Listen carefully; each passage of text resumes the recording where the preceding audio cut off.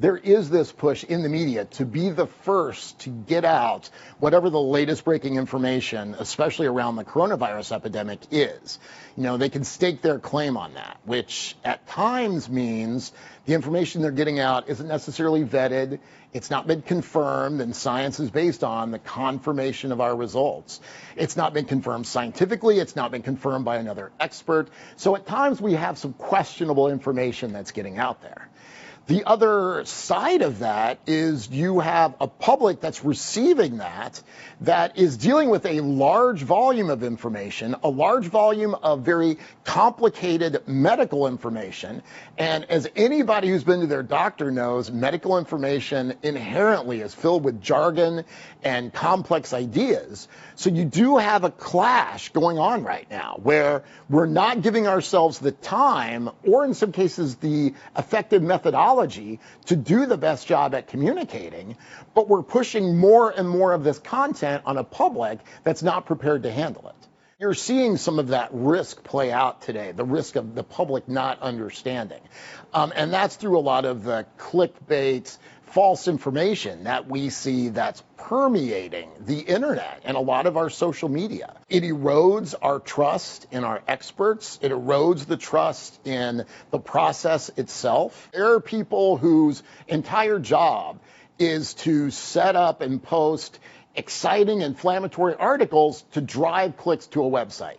They don't care about content. They don't care about science. They don't care about trying to better a person's life through education. We need scientists who can communicate effectively to get out into the public to talk about it. So again, it comes back to our understanding of the scientific process, of what that evidence means and what that means for our society.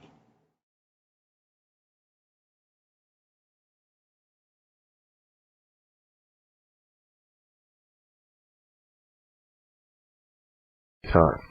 I don't want your stock. I don't want your money. I want to help empower America.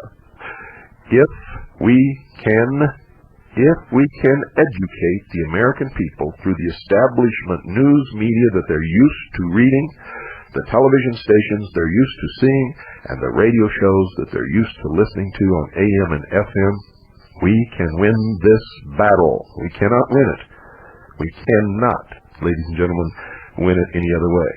If it comes to taking up arms, it will take years and years and years of fighting a guerrilla warfare, and the outcome is uncertain, to say the least.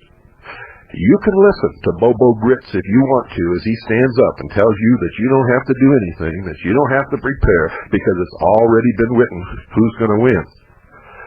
But don't cry to me. Don't cry to me when you see your family suffering, when you see your children hauled off to God knows where, and you never see them again. You see your wife stripped naked in front of you, and all of her bodily orifices searched. Don't tell me that it's already been written. I don't even want to hear it. If you're not willing to fight the battle, then get the hell off the field, and let those of us who are ready and willing have a sway at it. And folks, believe me, we are fighting a war. This is a war, and I intend to win. As I've said before, if you want to go up the river with me, don't even get on this boat unless you've already made up your mind to fight the battle and that we're going to win. But not because it is written, but because we have empowered ourselves and we fought the valiant fight, and we come home with the spoils.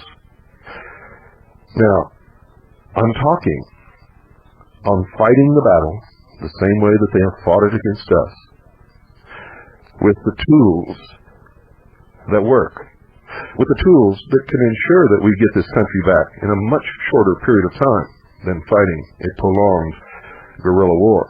Now, don't get me wrong, folks, if it comes to that, if they overtly declare martial law and begin to enslave Americans and throw the Constitution overtly into the trash can, I'll be right with everybody else fighting that guerrilla war. You can count on that. These people will not hesitate to do whatever it takes to maintain their power, their control, and their wealth. They want one world totalitarian socialist government. They want only two classes of people, the rulers and the ruled. For those of you who keep hiding in the closet because you're afraid you're going to get on somebody's list, let me set you straight right now. There's only one list, and you're already on it. You see, if you're not one of them, you're one of us. And if you're one of us, you're on the list.